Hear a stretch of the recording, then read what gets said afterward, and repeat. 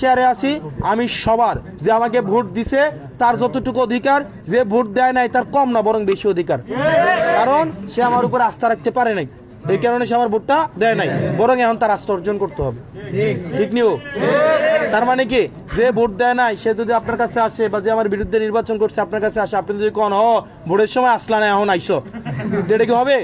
বরং তারে আরো বেশি আন্তরিকতা দেখাইতে হবে, তাকে আরো বেশি, সে ভয়ে ভয়ে আসবে, আরে আমার নিয়ে বেজ্জতি করে, যখন দেখবে আপনি আন্তরিকতা দেখাইছেন তখন সেটা আরো বেশি মনে রাখবে।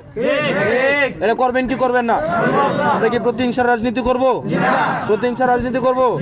মনে রাখতে হবে আমাদের এই সামাজিক সমস্যা, এটা বিএনপিরও সমস্যা, জামাতেরও সমস্যা, আমাদেরও সমস্যা। সমাজ যদি মাদক থাকে এটা সবার সমস্যা না?